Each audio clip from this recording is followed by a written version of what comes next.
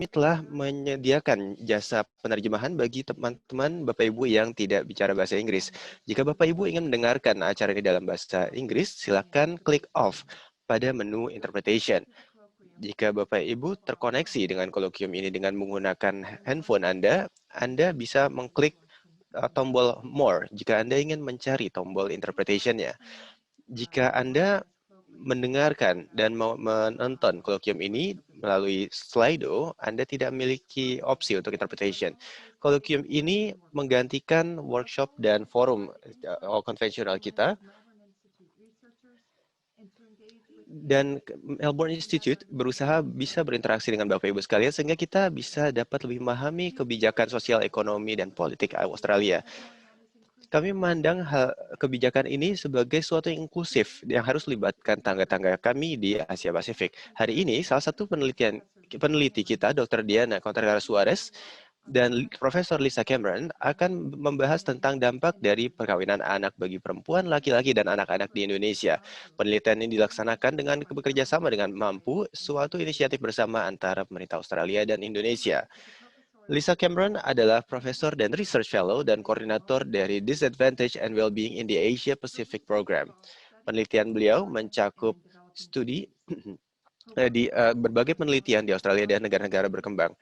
Ia melakukan penelitian terkait dengan kesejahteraan dan pembangunan ekonomi, dan kemudian evaluasi terhadap berbagai kebijakan kesejahteraan sosial terhadap kesejahteraan dan kesetaraan ekonomi. Profesor Diana merupakan salah satu peneliti, dan penelitiannya meliputi statistik dan terkait dengan bantuan-bantuan bersyarat dan dampaknya bagi kesetaraan gender dan disabilitas yang dikembangkan bersama-sama dengan pemerintah Australia, Kolombia, dan Indonesia. Lisa dan Diana akan berbicara selama kurang lebih 20 menit, yang akan diikuti dengan beberapa sesi tanya jawab, dan kemudian Ibu Santi Kusumaningrum, Direktur Puskapa, akan juga menyampaikan pandangan beliau dan respons terhadap presentasi tersebut. Santi telah bekerja di bidang kesejahteraan anak dan peningkatan kualitas layanan sosial di Indonesia.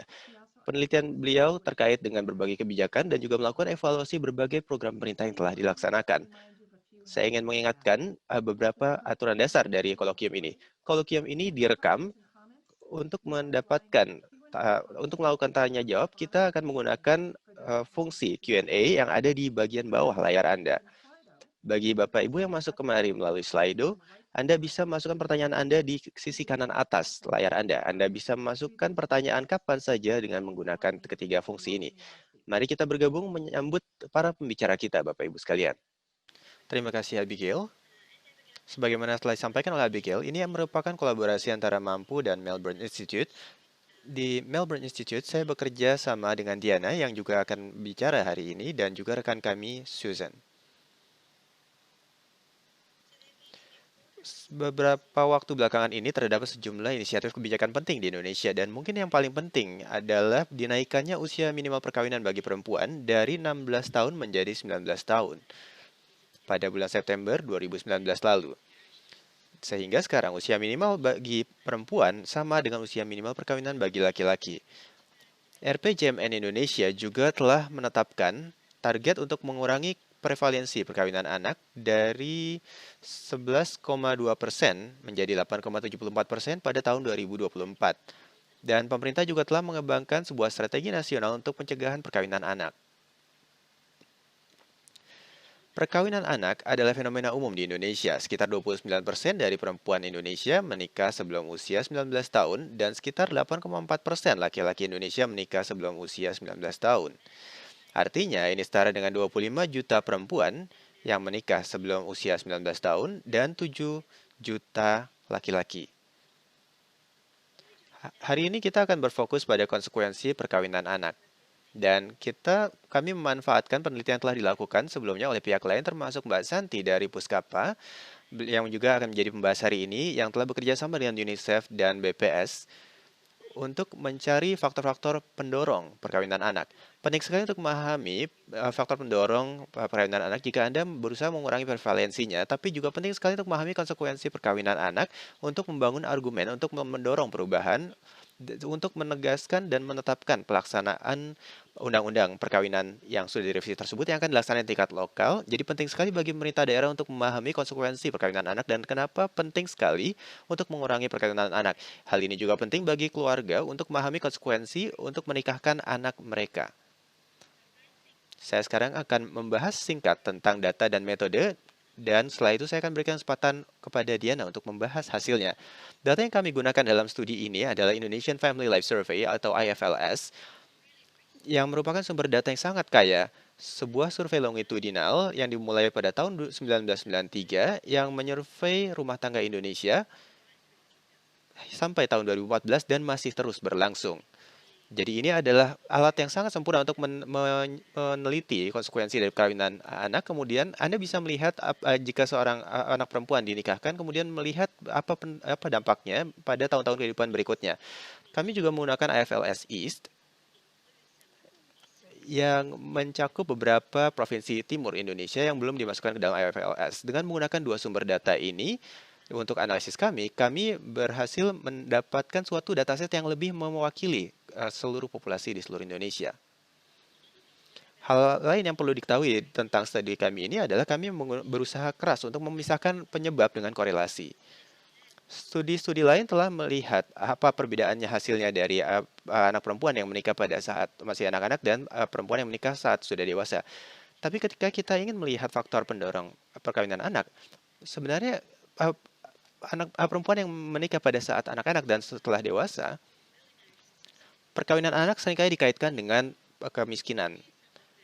Ketika Anda membandingkan seorang yang menikah sebagai anak-anak dan setelah dewasa, Anda tidak membandingkan dua hal yang sama, karena kemungkinan besar Anda membandingkan satu orang yang lebih miskin dari orang lainnya. Jadi hasil yang berbeda ini dapat mengungkapkan status kemiskinan dan bukan konsekuensi dari perkawinan anak. Jadi kami memastikan ada korelasi. Kami menggunakan teknik statistik untuk mengontrol karakteristik perempuan dan laki-laki dan juga rumah tangganya. Kami mengontrol karakteristik demografis, kemudian juga status sosial ekonomi dan kesehatan dengan memasukkan pendidikan ayah sebagaimana salah satu variabel kontrol, dan kami juga memasukkan fixed effect geografis atau efek pasti demografis. Karakteristik tetap dari komunitas di mana perempuan tersebut tinggal juga kami masukkan.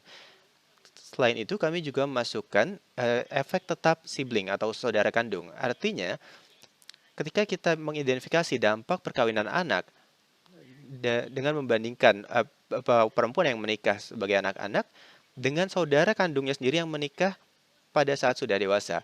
Dan karena saudara perempuannya tersebut dengan perempuan yang bersangkutan tinggal di rumah tangga yang sama dengan karakteristik yang sama, perbandingan antara keduanya memungkinkan kita untuk lebih yakin bahwa kita mengidentifikasi dampak dari perkawinan anak. Sekarang kita akan bahas tentang hasilnya. Saya akan menunjukkan sedikit saja tentang hasil utama, yaitu pada pencapaian pendidikan. Saya tidak akan terlalu panjang membahas soal angka-angka ini karena kita nanti akan membahas sejumlah data, dan yang pasti kita harus memahami terlebih dahulu apa dimaksud bagian di depan ini. Kalau Anda lihat bagian sebelah kiri, di bagian kiri yang bagian perempuan ini, bagian ini menunjukkan rata-rata pencapaian rata-rata tahun pendidikan yang dihadiri oleh perempuan bagi perempuan yang tidak menikah sebagai anak-anak dan menikah sebagai anak-anak. Dan kita sendiri akan berfokus pada bagian yang oranye ini. Bagian oranye ini menunjukkan dampak dari perkawinan anak. Bagian oranye ini menunjukkan bahwa angkanya adalah 1,6 unit. Artinya, perkawinan anak berdampak mengurangi pendidikan perempuan sebanyak 1,6 tahun. Dan hasilnya juga sama bagi laki-laki. Jika Anda lihat bagian sebelah kanan, yang bagian oranye ini, angkanya ada 1,8 unit. Jadi rata-rata laki-laki yang menikah sebagai anak-anak akan berkurang tingkat pendidikannya sebanyak 1,8 tahun dibandingkan dengan yang tidak menikah sebagai anak-anak. Saya berikan kesempatan sekarang kepada Diana untuk membahas lebih lanjut hasilnya. menampilkan kepada Anda apa saja hasil dari berbagai indikator yang ada, dan saya akan mulai dengan hasil perkawinan anak pada pekerjaan. Bagi perempuan, kami melihat bahwa ternyata hasil kehidupan mereka di dunia kerja justru jauh lebih buruk. Dan kita melihat ini dari sisi partisipasi angkatan kerja. Bagi Bapak Ibu yang belum familiar dengan istilah ini, proporsi angkatan kerja adalah jumlah atau proporsi orang-orang yang melaporkan mereka bekerja atau melakukan pekerjaan berbayar maupun tidak berbayar. Dan ini menunjukkan sejauh mana mereka bekerja pada minggu sebelumnya. Di sini data ini menunjukkan bahwa sekitar 66,6% dalam populasi yang kami teliti sudah menikah, dan mereka biasanya tingkat partisipasinya itu lebih rendah, sebanyak 2%. Dan ternyata dibandingkan dengan mereka yang terus mencapai pendidikan, angkanya berbeda jauh. Kita juga ingin melihat seberapa besar peluang mereka untuk bekerja di sektor formal, ternyata berbeda sebesar 12%. Dan kita juga melihat bahwa ternyata mereka mendapatkan pembayaran 26% lebih kecil untuk setiap kerja per jam yang mereka lakukan. Ternyata kondisinya pada laki-laki, kami melihat bahwa partisipasi angkatan kerja laki-laki sedikit lebih besar, yaitu 1% saja, tapi partisipasi angkatan kerja laki-laki di Indonesia sangat tinggi, sekitar 90% laki-laki bekerja atau berpartisipasi di pasar tenaga kerja. Ketika kita lihat di sektor formal dan pembayaran yang mereka dapatkan, kita juga melihat kondisi yang sama dengan yang terjadi pada perempuan, yaitu laki-laki ini berpeluang lebih kecil untuk mendapatkan pekerjaan formal dan juga mendapatkan bayaran lebih rendah, sekitar 18%. Artinya, laki-laki dan perempuan yang menikah dini biasanya akan mendapatkan pekerjaan berkualitas lebih rendah, dan artinya mereka tidak akan dapat menikmati manfaat dari pekerjaan formal dan mendapatkan bayaran lebih rendah. Dan akhirnya hal ini akan membuat rumah tangga mereka memiliki kondisi yang lebih rendah. Kita melihat bahwa perkawinan anak berdampak negatif pada kualitas rumah tangga yang bersangkutan. Kita melihat, kemudian kita membandingkan seperti apa kondisinya bagi perempuan dan laki-laki yang menikah dini. Perempuan yang menikah dini berpeluang 60% lebih besar untuk bercerai, dan laki-laki yang menikah dini juga berpeluang untuk bercerai 2 kali lipat lebih tinggi.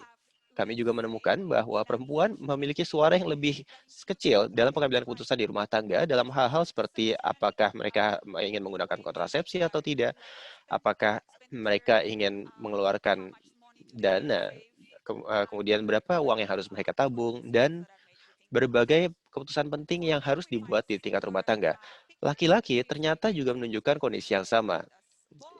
Ternyata laki-laki yang menikah sebagai anak-anak, ketika masih anak-anak, mereka juga suaranya lebih kecil di dalam pengambilan keputusan di rumah tangga. Khusus untuk perempuan, kami juga melihat bahwa mereka berpeluang lebih kecil untuk memiliki buku nikah, dan anak-anaknya juga berpeluang lebih kecil untuk memiliki akte lahir. Artinya, ketika anak-anak tidak memiliki dokumen-dokumen tersebut, mereka akan dibatasi aksesnya untuk mendapatkan layanan-layanan publik, seperti misalnya akses kepada layanan rumah sakit maupun perawatan kesehatan lainnya. Kemudian kita lanjut dengan melihat dampaknya pada ibu dan anak dari sisi kesehatannya. Ternyata semua indikator yang kami tampilkan di sini menunjukkan bahwa ada berbagai faktor risiko yang diakibatkan perkawinan anak pada kesehatan ibu dan anak. Salah satu faktornya terkait dengan komplikasi pada saat melahirkan dan juga risiko kematian ibu. Setiap kelahiran dan kita melihat seberapa banyak kelahiran yang dilaksanakan dan berapa banyak paparan perempuan tersebut terhadap kondisi seperti ini. Ketika kami melihat grafik ini, pada bagian atas, perempuan-perempuan yang menikah pada saat anak-anak, ternyata, dan ketika mereka rata-rata mereka melahirkan di usia dini, yaitu 3,5 tahun lebih muda ketika mereka melahirkan anak pertama mereka dibandingkan dengan mereka yang menunda pernikahannya. Dan mereka juga cenderung memiliki lebih banyak anak. Artinya mereka akan lebih sering terpapar pada risiko-risiko yang dapat menyebabkan kematian ini. Kemudian mereka juga berpeluang atau berkecenderungan lebih jarang melakukan pengecekan prakelahiran. Mereka juga lebih kecil kemungkinannya untuk mengkonsumsi suplemen pada saat hamil, dan mereka juga lebih kecil kecenderungannya untuk melakukan tes darah, dan juga tidak memeriksa kesehatan kandungannya, dan juga mereka lebih jarang untuk melakukan proses melahirkan dengan didampingi tenaga medis. Hal ini tentu saja juga berkontribusi pada tingginya kematian ibu. Evaluasi terhadap angka kematian ibu dan anak, dalam kerjasama yang sebelumnya kami lakukan dengan Mampu, kami menemukan bahwa salah satu pendorong utama angka kematian ibu di Indonesia adalah kurangnya akses kepada layanan yang memadai pada saat melahirkan dan mengalami komplikasi pada saat melahirkan.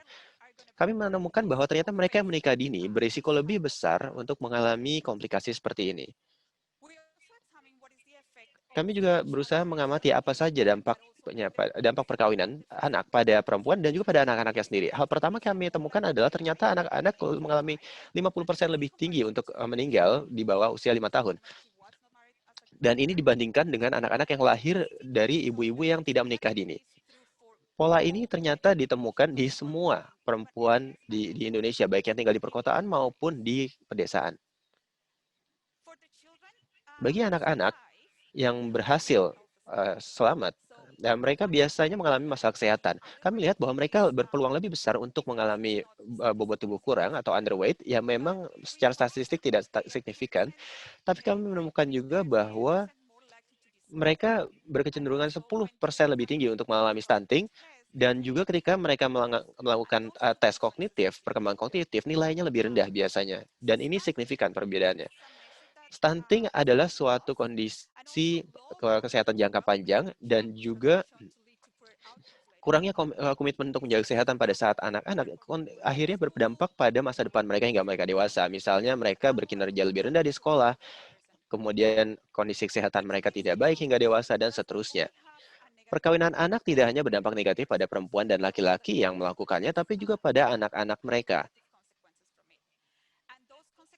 Dan konsekuensi-konsekuensi bagi anak-anak tersebut kemungkinan besar akan berdampak panjang hingga masa usia dewasa mereka.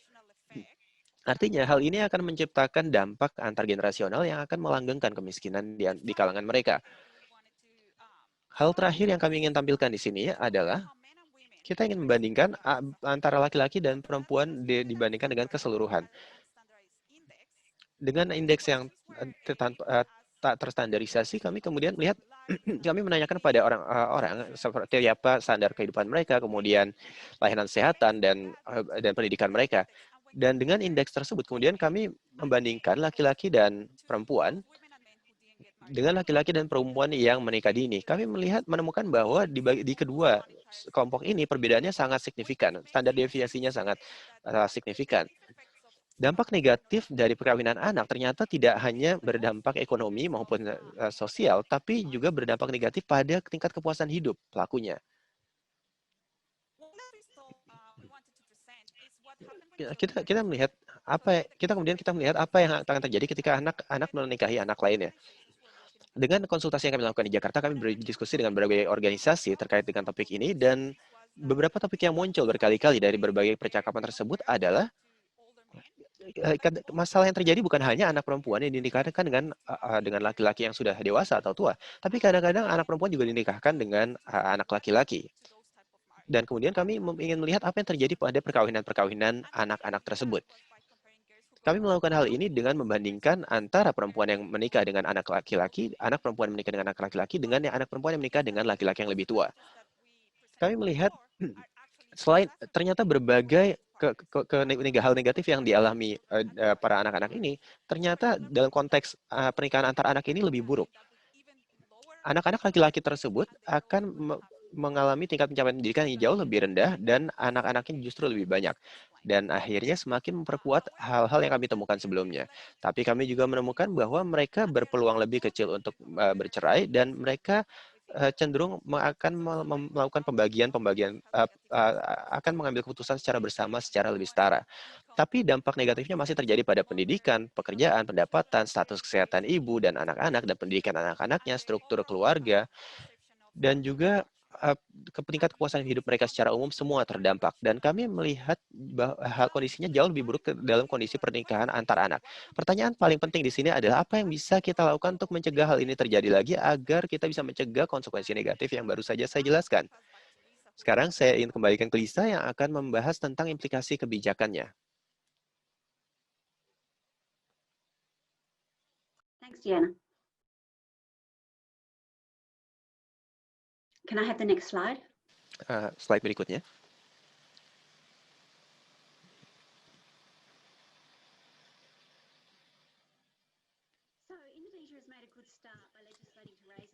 Mungkin memang peningkatan usia minimal perkawinan di Undang-Undang Perkawinan Indonesia adalah awal yang baik, tapi perubahan undang-undang saja tidak akan cukup. Harus ada berbagai putusan lebih lanjut untuk memastikan kebijakan yang ada bisa diterapkan secara benar. Saya akan membahas tentang beberapa contoh kebijakan yang sudah dicoba di berbagai negara lain. Ada program untuk memberikan keterampilan hidup bagi anak-anak perempuan di Uganda. Program ini memberikan keterampilan vokasi bagi anak-anak perempuan untuk memungkinkan mereka melakukan kegiatan yang bisa menciptakan pendapatan dan juga memberikan keterampilan hidup untuk membuat mereka lebih bisa mampu membuat keputusan transformasi tentang seks, reproduksi, dan perkawinan. Program ini bagi kami kemudian meneliti program ini secara mendetail dan beberapa tahun setelah program ini berjalan, ternyata anak-anak perempuan yang berpartisipasi dalam program ini berpeluang lebih kecil untuk hamil sebagai anak perempuan, kemudian berpeluang lebih kecil untuk menikah dengan pasangan atau pacar mereka, dan mereka rata-rata ingin menikah di usia yang lebih tua, dan kemudian lebih besar berpeluang untuk melakukan kegiatan yang menciptakan pendapatan dan mampu membiayai diri mereka sendiri. Ini adalah contoh bagaimana kita bisa mencegah perkawinan anak dengan memberikan keterampilan bagi para pelakunya. Kemudian ada Bangladesh melakukan pendekatan yang berbeda. Mereka memberikan insentif finansial. Program di Bangladesh ini memberikan insentif kepada anak-anak perempuan yang belum menikah dalam bentuk minyak goreng gratis selama mereka tetap belum menikah sampai mereka mencapai usia 18 tahun. Jadi ini bantuan tunai bersyarat atau bantuan tunai bersyarat dalam bentuk barang. Dan kami kemudian melakukan penelitian yang mendalam terhadap program ini, dan kami menemukan bahwa program ini berhasil mengurangi perkawinan anak sebesar 23%, mengurangi kemungkinan anak perempuan melahirkan hingga usia 20 tahun, dan ternyata anak-anak perempuan yang berpartisipasi berpeluang 24% lebih besar untuk bertahan di pendidikan hingga usia 24 tahun. Ini adalah salah satu contoh cara yang berhasil untuk mengurangi perkawinan anak. Contoh terakhir yang kami ingin tampilkan di sini adalah kampanye informasi. Perkawinan anak adalah fenomena budaya dan merupakan bagian dari norma-norma sosial. Norma-norma sosial memang sangat sulit untuk diubah, tapi bukan tidak mungkin. Berbagai program yang kami temukan menunjukkan bahwa norma sosial bisa diubah dengan kampanye informasi langsung seperti melalui TV dan sosial media maupun cetak. Dan yang menarik dari kampanye informasi ini adalah ternyata dia lebih efektif jika disesuaikan dengan konteks lokal. Kita harus melibatkan tokoh-tokoh lokal atau influencer sosial yang kira-kira dihormati oleh warga setempat dan didengarkan oleh warga setempat. Saya sampai di sini saja presentasi saya. Saya beri kesempatan untuk bertanya jawab. Terima kasih banyak, terutama bagi Bapak Ibu yang sudah bergabung di acara ini dari Australia, Indonesia, dan dari negara lainnya. Terima kasih. Terima kasih Lisa dan terima kasih Diana. Kita sekarang ada pertanyaan untuk melakukan tanya jawab sebelum kita berikan kesempatan kepada Ibu Santi. Ibu Lisa mungkin bisa dinyalakan videonya dan mohon di-unmute. Pertanyaan pertama yang saya terima di sini terkait dengan kebijakan. Kita tadi membahas tentang studi-studi yang berfokus pada anak perempuan, dan juga tadi Anda membahas tentang satu studi tentang perubahan budaya. Apakah ada di antara Anda yang sudah meneliti terkait dengan orang tuanya, pengaruh orang tua, dan sejauh mana orang tua bisa dipengaruhi agar mereka menunda pernikahan anak-anaknya? Ya memang para orang tua ini adalah pengambil keputusan penting dalam situasi yang kita bahas ini. Insentif finansial yang dilakukan di Bangladesh memberikan minyak goreng gratis, dan minyak goreng gratis ini diberikan pada anak-anak perempuan karena anak-anak perempuan yang diwajibkan untuk mengambil bantuan minyak goreng tersebut. Tapi dasar argumen di balik kebijakan ini adalah ini sebenarnya memberikan insentif bagi orang tuanya juga. Orang tua bisa menghemat dan sehingga bisa membantu kehidupan ekonomi rumah tangganya dengan hal ini. Jadi sebenarnya secara tidak langsung program ini melibatkan orang tua penerima manfaat tersebut. Saya tidak tahu sejauh ini apakah ada kebijakan khusus yang betul-betul diarahkan langsung kepada orang tua sejauh ini. Apakah Diana tahu? Mungkin tidak, saya juga tidak tahu. Sebagai moderator, saya harus terus menanyakan pertanyaan-pertanyaan sulit pada Anda berdua. Pertanyaan kedua yang ditanyakan oleh para attendees sebelum kita beri kesempatan pada Ibu Santi adalah, karena dataset Anda tampaknya sangat kaya dan lengkap, dan Anda juga melihat fixed effects-nya, apakah Anda melihat ada perbedaan dalam pelaksanaan hukum terkait perkawinan anak di berbagai desa? Apakah sulit untuk mengubah norma-norma sosial? Apakah ada tantangan akibat norma-norma sosial dalam penerapan hukum tersebut?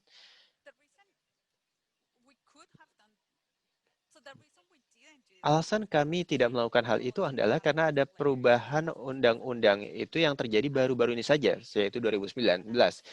Padahal data kami ini selesai tahun 2014, artinya jauh lebih awal. Tentu saja kami ingin meneliti juga begitu nanti FLS tahap berikutnya dilaksanakan. Tentu saja kami akan menelusuri di semua data yang ada, ingin menangkap apa saja perbedaannya, sejauh mana undang-undang tersebut diterapkan di berbagai wilayah. Baik, terima kasih. Sekarang kita ingin berikan kesempatan pada Mbak Santi untuk menyampaikan respon dan komentarnya. Mbak Santi akan diberi kesempatan selama 5 menit, kemudian kita akan lanjut ke sesi tanya jawab yang kedua. Terima kasih, Mbak Santi. Terima kasih Abigail, dan terima kasih Lisa dan Diana yang sudah berbagi presentasinya kepada kami hari ini. Saya juga ingin berterima kasih sudah membantu kami untuk memahami bahwa perkawinan anak itu terjadi bagi anak-anak perempuan dan laki-laki, walaupun lebih besar pada anak perempuan. Dan apa saja konsekuensi negatif pada pernikahan dini yang dihadapi oleh anak perempuan dan laki-laki. Saya ingin, ketika saya diminta kita di sini kita ada wawasan bahwa dampak perkawinan anak bagi anak laki-laki juga penting. Kita ingin memahami bagaimana memisahkan antara penyebab dan korelasi. Dan yang paling penting adalah saya ingin menyampaikan apresiasi karena studi ini memberikan pemahaman umum bahwa ketika perempuan menunda usia pernikahannya, biasanya mereka akan bisa mendapatkan pekerjaan yang lebih baik dan lebih aman dan bisa berprestasi di ranah publik. Dan tampaknya ketika kebijakan-kebijakan ini biasanya lebih baik dijalankan jika dipimpin oleh para perempuan tersebut. Memang kebijakan terkait perkawinan anak ini juga penting, tapi sayangnya kita juga paham bahwa sekedar So studies like this can help memahami convince berarti begitu saja. when it is turned into a Studi policy. seperti ini akan membantu membuat masyarakat paham tentang konsekuensi negatif dari perkawinan anak dan memahami bagaimana cara mencegahnya. Bukti-bukti yang ditampilkan oleh studi yang Anda lakukan tadi harus didukung juga oleh pemahaman apa saja yang memotivasi perkawinan anak dan apa yang harus dilakukan. Memang sumber daya selalu terbatas dan kita harus memastikan bahwa alokasinya itu harus cukup dan didasarkan pada bukti yang solid. Tim pencegahan perkawinan anak di Indonesia tentu saja bisa mempertimbangkan dan memperhatikan hasil studi ini, terutama tentang program-program yang berhasil dilaksanakan di berbagai negara lain yang sudah disampaikan oleh Lisa tadi. Selanjutnya, saya ingin menyampaikan komentar juga. Saya setuju sekali dengan bahwa mengubah undang-undang saja tidak cukup. Kadang-kadang ketika kita membuat suatu hal itu menjadi legal, misalnya dengan menaikkan usia minimal perkawinan, biasanya berdampak tidak terduga juga. Nanti biasanya akan kadang-kadang ada tuntutan di pengadilan, tapi yang pasti tentu saja kita tidak berharap hal itu terjadi. Sebagaimana ditunjukkan dari studi ini dan juga dari penelitian yang dilakukan Puskapa bertahun-tahun, masih terjadi gap yang sangat besar dalam pencatatan perkawinan di Indonesia. Kurangnya ketika buku nikah tidak dimiliki, maka anaknya tidak memiliki akta lahir. Jadi kondisi seperti ini akhirnya mencegah atau menghalangi orang-orang atau anak-anak yang tidak memiliki dokumentasi yang cukup dari mengakses berbagai layanan sosial dan peluang ekonomi. Di saat yang sama, data populasi kami terus mengalami kondisi tidak akurat. Walaupun ini merupakan suatu tindakan politik yang penting, saya kira kita harus memastikan bahwa undang-undang ini jangan sampai membuat masyarakat justru lebih bersembunyi-sembunyi untuk melakukan perkawinan anak. Kita harus memastikan kita terus monitor perkembangannya. Dari sisi pelaksanaan, tentu saja pelaksanaan atau implementasi harus dimasukkan juga ke dalam program-program yang ada, baik mampu maupun program-program lain yang nanti akan muncul setelah mampu. Jadi setiap program atau kebijakan harus didasarkan pada masalah kontekstual dan harus kita pahami bahwa kita harus memahami apa saja yang bekerja dan tidak bekerja, tapi juga kenapa suatu kebijakan itu bisa berhasil ataupun tidak di suatu lokasi yang tertentu. Ini yang menurut saya kita harus pahami juga. Kita harus memastikan bahwa program-program pembangunan harus berinvestasi pada studi longitudinal seperti AFLS sehingga bisa menghasilkan hasil-hasil yang berkelanjutan. Studi-studi yang mengikuti orang-orang yang sama sejak dilahirkan untuk melihat apa saja hambatan yang mereka alami, kemudian apakah mereka menunda pernikahan anak, dan apa saja keputusan yang mereka ambil kemudian di hidup mereka. Tentu saja kita ingin memahami hal-hal yang bersifat kausal atau sebab akibat sebagaimana yang ditunjukkan dalam studi ini. Terakhir, saya ingin mengundang teman-teman sekalian di sini karena kita membutuhkan ilmu pengetahuan atau sains itu betul-betul memahami hal semendetil mungkin. Bagaimana seperti misalnya kemampuan anak-anak mengambil keputusan,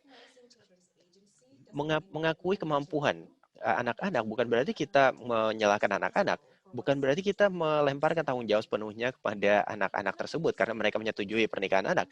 Kita tidak bisa mengatakan bahwa anak-anak itu betul-betul mengambil keputusan terinformasi, padahal mereka tidak terinformasi tentang konsekuensi negatif dari perkawinan anak dan mungkin mereka tidak tahu apa saja opsi yang ada di luar sana. Poin terakhir ini membuat kondisi perkawinan anak semakin kompleks. Saya ingin menyampaikan kepada Abigail bahwa untuk mencegah perkawinan anak dan juga untuk mitigasi risiko yang terjadi pada perkawinan anak, kita harus mau melakukan diskusi yang sulit, yang baik yang bersifat politis maupun teknis. Akhirnya, perkawinan anak bagi saya adalah representasi dari opsi-opsi sosial yang kita konstruksi bagi anak-anak. Di Indonesia, opsi-opsi tersebut biasanya sangat dipengaruhi nilai-nilai moral yang berlaku setempat. Terima kasih. Terima kasih, Santi. Sekarang saya ingin mengundang Mbak Santi, boleh mohon videonya tetap di-on-kan, dan Diana dan Lisa mohon dinyalakan juga videonya. Kita akan melakukan sesi tanya jawab kedua. Kita akan mulai terlebih dahulu dengan pertanyaan tentang dataset yang ada di studi Anda. Apakah Anda mampu menentukan apa saja faktor penentu perkawinan anak? Khususnya, apakah Anda mampu melihat apa saja dampak dari kemiskinan dan norma sosial dibandingkan dengan faktor-faktor lainnya? So, I think Santi might be the one to answer that because Mungkin pertanyaan ini lebih tepat untuk dijawab Mbak Santi, karena ya kami sebenarnya juga hanya melanjutkan saja penelitian yang sudah dilakukan Mbak Santi. Saya kira dataset yang kita miliki saat ini, dan mungkin Lisa juga sudah memahami hal ini, sebenarnya masih sangat terbatas dalam memahami norma-norma sosial dalam arti yang sebenarnya. Karena kita memang saya kira kita harus melakukan studi yang sama sekali terpisah untuk memahami norma-norma sosial. Dan untuk betul-betul memahami apa yang dipikirkan oleh anak-anak tentang apa yang dilakukan orang lain di masyarakatnya ketika mereka dihadapkan pilihan yang sama, dan apa yang anak-anak ini pikir, apa yang menurut anak-anak ini diharapkan atau diekspektasikan dari masyarakat sekitar mereka. Saya kira untuk memahami hal ini kita harus menyampaikan pertanyaan yang sama sekali berbeda dan juga melakukan pengumpulan data yang terpisah sama sekali. Sayangnya sampai saat ini kami masih belum pernah melakukan hal ini, walaupun ini sebenarnya undangan bagi Lisa dan Diana untuk mulai mendesain studi seperti ini yang menurut saya sangat penting. Baik. Pertanyaan berikutnya adalah terkait dengan perkawinan anak, apakah Anda bisa melihat apakah orang tua dalam tanda kutip mengorbankan anak-anak sehingga mereka bisa berinvestasi untuk mengembangkan SDM dari anak-anak lainnya? Apa kaitannya hal ini dengan perkawinan anak, dengan fertilitas dan lainnya? Apa Diana ingin menjawab hal ini? Kami memang tidak melihat efek itu secara spesifik dalam studi kami. Seperti apa komposisi rumah tangganya, perbedaan komposisi rumah tangga antara rumah tangga yang mengalami perkawinan anak dengan yang tidak mengalami perkawinan anak. Satu-satunya yang kami lakukan yang relatif terkait dengan hal ini adalah ketika kita mencoba untuk melihat, kita melihat jika ada seorang anak yang menikah dalam usia yang lebih dewasa, kami tidak menemukan adanya upaya sistematis yang dilakukan oleh orang tua untuk melakukan hal itu ketika kami menilai dampak-dampak negatif pada perkawinan anak. Ketika kami melihat bukti-buktinya, kami melihat bahwa kami tidak bisa menyimpulkan apakah itu disengaja oleh orang tuanya. Pertanyaan berikutnya terdiri dari dua bagian. Yang pertama adalah pertanyaan terkait dengan apakah Anda pernah melakukan studi terkait dengan ketersediaan atau penggunaan kontrasepsi di kalangan anak-anak perempuan yang menikah muda, dan juga apakah mereka melakukan imunisasi bagi anak-anak yang mereka lahirkan.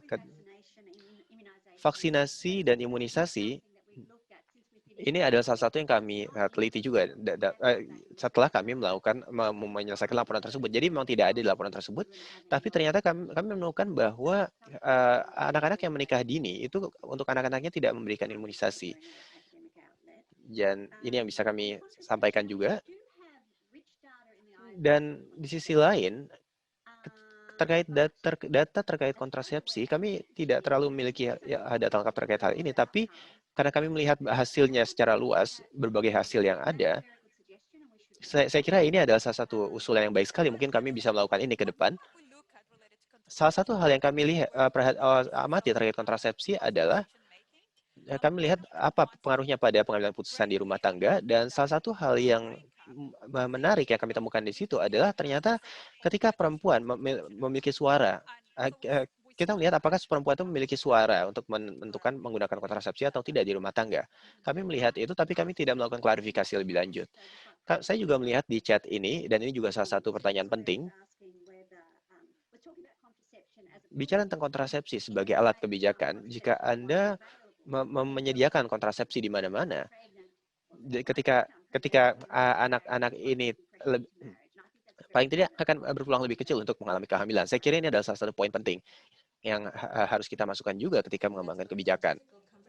Dan karena disitulah mulai kita harus melakukan diskusi atau percakapan yang sensitif. Sebagai seorang Amerika, saya juga tahu, saya tidak tahu bagaimana cara menjawab pertanyaan tersebut.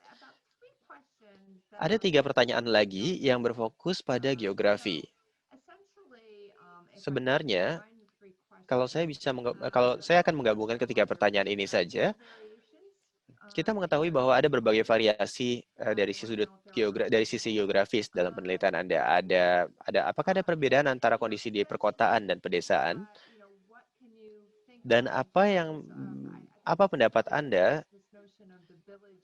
Saya kira maksud pertanyaan ini adalah terkait dengan peranan dari budaya di desa, perbedaan kondisi di desa di seluruh Indonesia.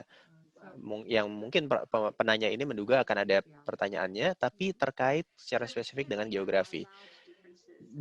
Tentu saja kami baru-baru ini kami menyadari bahwa Indonesia sangat beragam, dan kami ingin melihat apa saja yang terjadi di berbagai wilayah tersebut, dan kami melihat bahwa etnis tertentu memiliki kebiasaan dan budaya tertentu yang berbeda-beda juga. Kami tentu saja ingin memahami perbedaan hal tersebut. Begitu kita mulai melihat konteks yang spesifik, khususnya terkait dengan etnis-etnis tertentu, kita tidak bisa mendapatkan hasil yang memuaskan statistik lagi. Ya, artinya memang kita harus melakukan penelitian lebih lanjut yang jauh lebih detail dan lebih spesifik.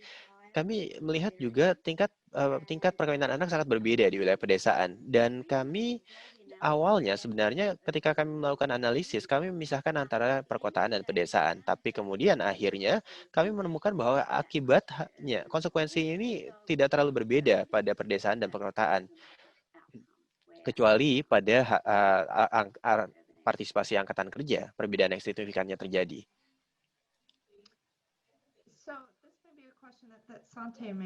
Mungkin ini pertanyaan yang bisa dijawab oleh Mbak Santi.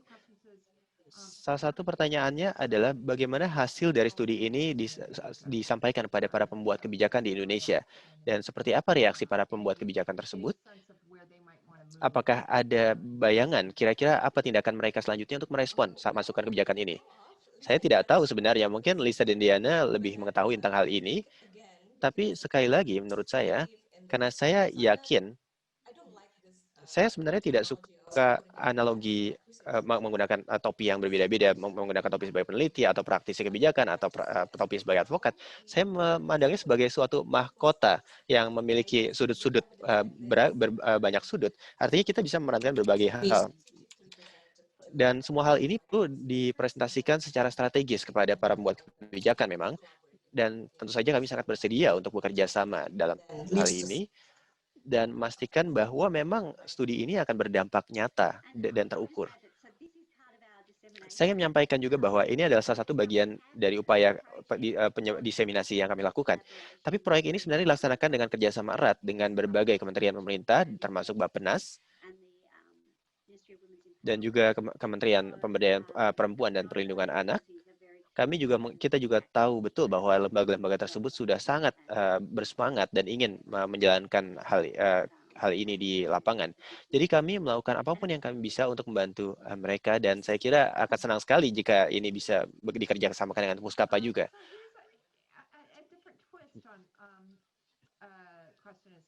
Ada pertanyaan yang menarik kali ini.